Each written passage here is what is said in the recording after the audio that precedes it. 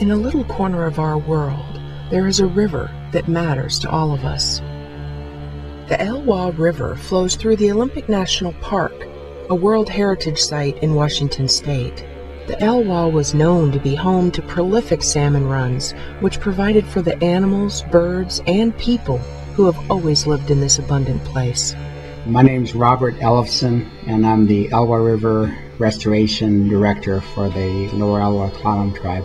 The oldest documentation we have of the Clallam tribe's presence in the area is the Chewitson village, and they've found remnants that are 2,700 years old, and we were here thousands of years before that.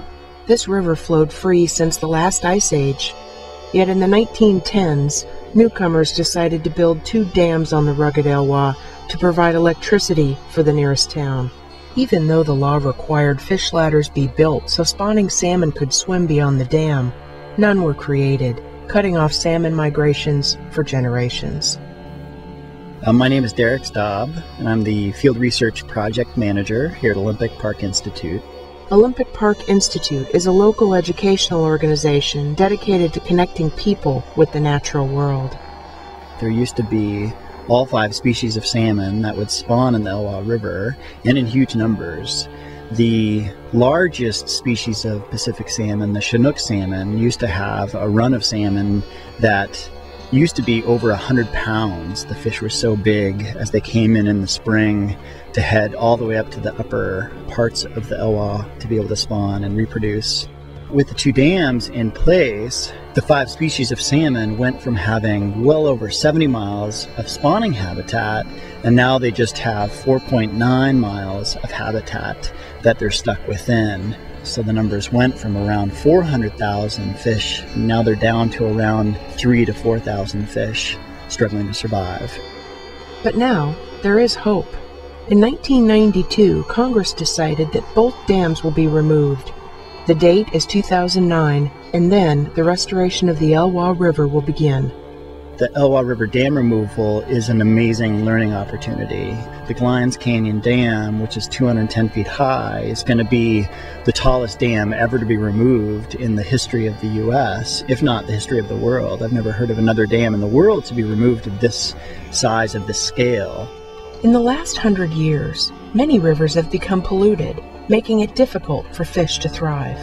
But the majority of the Elwha has been protected within the Olympic National Park boundary, offering a unique restoration opportunity. Over 90% of the stream being totally protected and totally in its natural state. There's nothing even close to that in any river of its size in the state of Washington. I don't think there's anything close to it on the West Coast. I'm probably pretty confident there's nothing on the East Coast either. Once the dams are gone and the river begins to heal itself, everyone involved hopes the salmon will be able to come home again. It's going to be a real chance to learn. Not only will it be a chance to learn, and follow the restoration of a major salmon stream, but after that, it'll be a chance to see what the streams could possibly be like if they were kept in their complete natural state. It should be pretty amazing. The world will be watching this restoration project.